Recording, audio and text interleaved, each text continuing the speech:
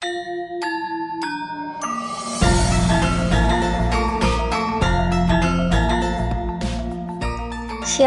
selamat pagi para sahabat Fresh Juice. Perkenalkan, saya Mas Rosim Bolon dari Jakarta. Saya member grup OMK DFJ Fellowship 12. Ingin menyapa Romo, Suster, Bapak Ibu, Saudari dan Saudara. Semoga keadaan sehat dan selalu bahagia. Renungan edisi spesial OMK hari ini, Kamis 20 Januari 2022, akan dibawakan Kak Ima Kristanti dari Kota Batu, Malang, yang juga merupakan member dari grup OMK DFJ 12. Selamat mendengarkan.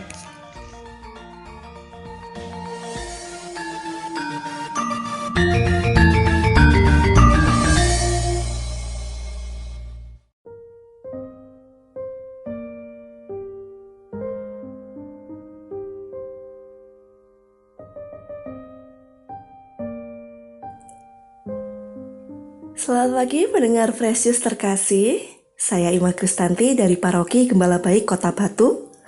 Sebelum kita merenungkan sabda Tuhan, mari kita dengarkan bacaan hari ini yang diambil dari Injil Markus bab 3 ayat 7 sampai 12. Inilah Injil Yesus Kristus menurut Markus. Dimuliakanlah Tuhan. Sekali peristiwa, Yesus menyingkir ke Danau Galilea dengan murid-muridnya, dan banyak orang dari Galilea mengikuti dia, juga dari Yudea, dari Yerusalem, dari Idumea, dari seberang Yordan, dan dari daerah Tirus serta Sidon, datanglah banyak orang kepadanya, sesudah mereka mendengar segala yang dilakukannya. Karena orang banyak itu, Yesus menyuruh murid-muridnya menyediakan sebuah perahu baginya. Jangan sampai dia terhimpit oleh mereka. Sebab Yesus menyembuhkan banyak orang, sehingga semua penderita penyakit berdesak-desak ingin dijamah olehnya. Bila mana roh-roh jahat melihat Yesus, mereka jatuh tersungkur di hadapannya dan berteriak, "Engkaulah Anak Allah." Tetapi dengan keras Yesus melarang mereka memberitahukan siapa dia. Demikianlah sabda Tuhan. Terpujilah Kristus.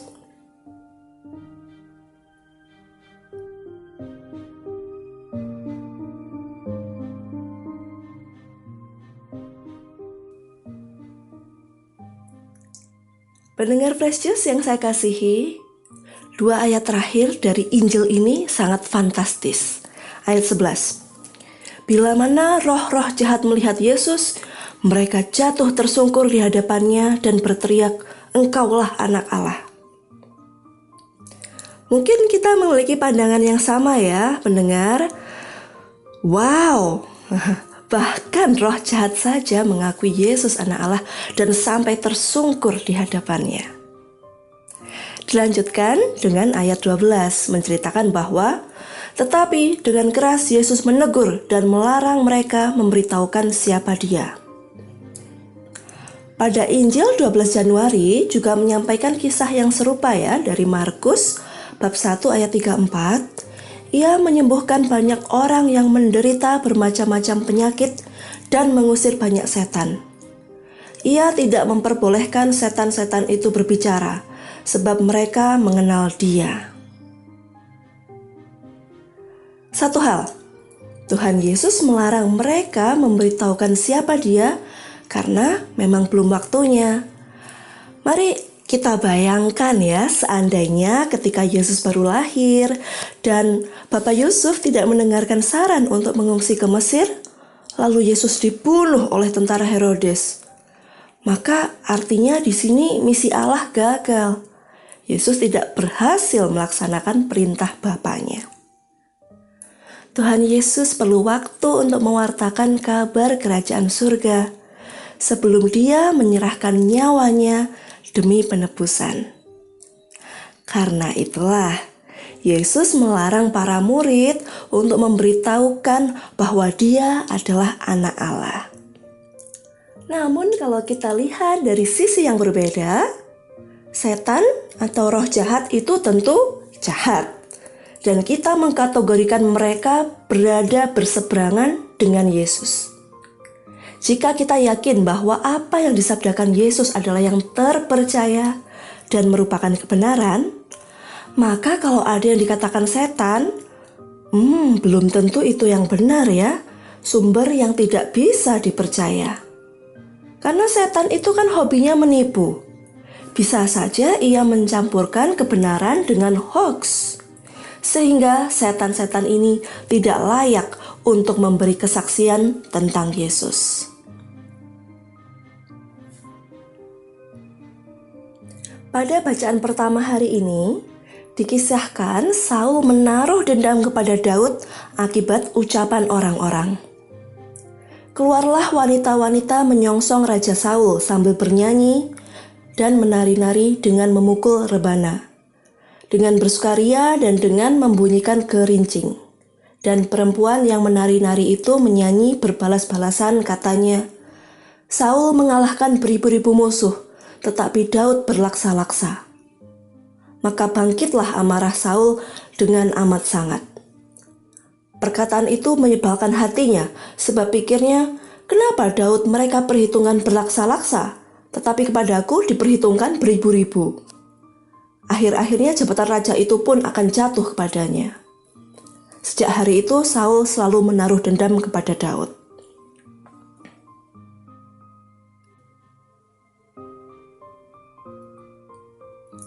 Daud memang mengalahkan Goliat dan kemudian menjadi pemimpin pasukan Saul. Baik Daud dan Saul telah berhasil menjatuhkan musuh, yaitu tentara Filistin, dan menggembirakan rakyat.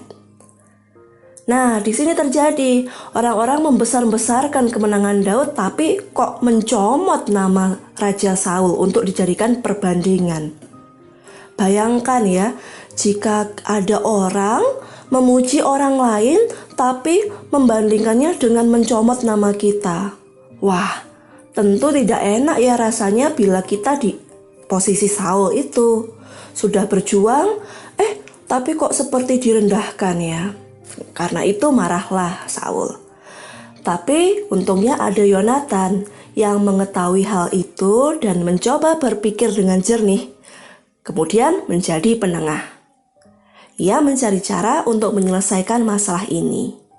Ia menjadi pembawa damai antara Saul dan Daud. Kembali ke kita pada zaman sekarang. Kita sering mendengar orang lain saat sedang berbincang atau saat mendengarkan podcast, talk show, dan lain sebagainya. Kita senang ya karena topik yang dibicarakan itu menarik, bermanfaat, memotivasi, dan juga mungkin membawa dampak-dampak baik lainnya ya. Banyak alasan lain mengapa Anda mendengarkan. Namun lama-lama kalau didengarkan, kok seperti dibumbui dengan hal-hal kontroversial, provokatif, hal yang salah, sehingga bisa menyesatkan pendengarnya.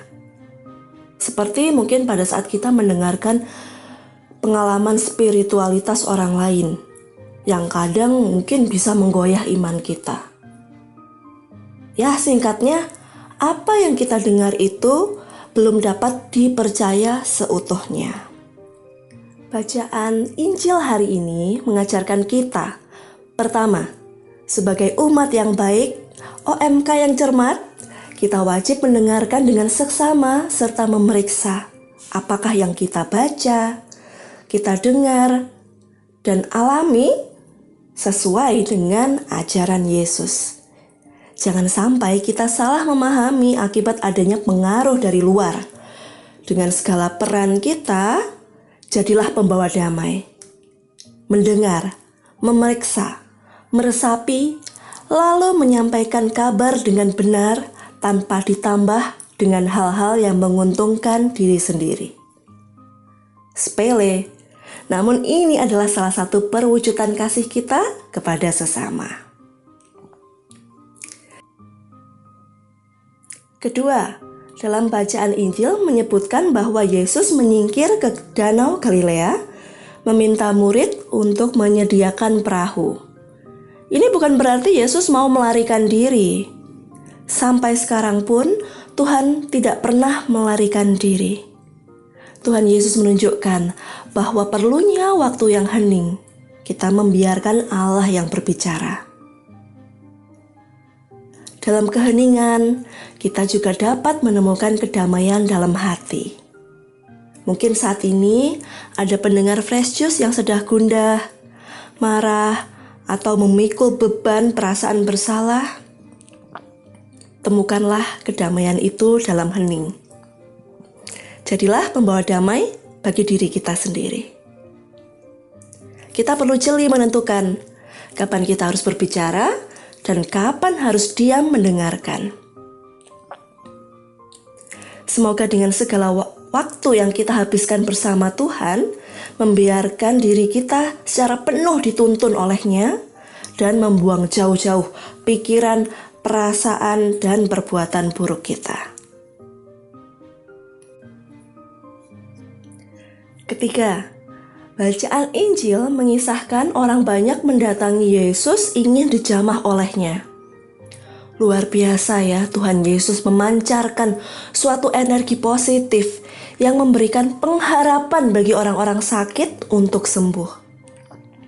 Sama seperti kita pun, jika memiliki pengharapan, kita juga semangat untuk melakukan sesuatu. Beda apabila sedang gagal, jatuh. Biasanya semangat kita juga hilang. Nah, sekarang kita termasuk golongan yang mana ya? Yang antusias ingin dijamah oleh-Nya, atau yang acuh tak acuh atas keberadaan Tuhan? Lalu, apakah kita juga memantulkan energi positif Yesus itu ke orang-orang di sekitar kita? Semoga perenungan hari ini membawa inspirasi bagi hidup kita dalam mengimani Tuhan dan menjadi penuntun perilaku hidup. Mari kita akhiri dengan doa. Dalam nama Bapa dan Putra dan Roh Kudus. Amin. Allah Bapa yang Maha Baik dan Pengasih, terima kasih atas hari baru ini. Terima kasih atas sapaan-Mu hari ini. Kami menaruh pengharapan kepadamu. Jamah kami agar sembuh. Tuntun kami dalam karya dan hari kami, agar kami pun dapat menjadi perpanjangan tangan-Mu. Amin. Dalam nama Bapa dan Putra dan Roh Kudus. Amin. Terima kasih. Tuhan memberkati.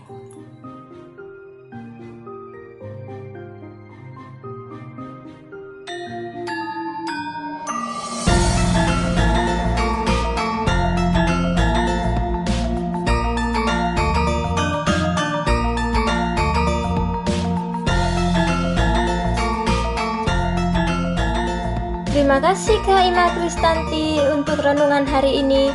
Semoga semua pendengar Fresh Juice, juga saya, bisa menjadi pembawa damai itu dan juga selalu serta tidak pernah lelah mengabarkan Injil. Sampai bertemu kembali pada Daily Fresh Juice spesial OMK besok. Tuhan memberkati dan salam Fresh Juice.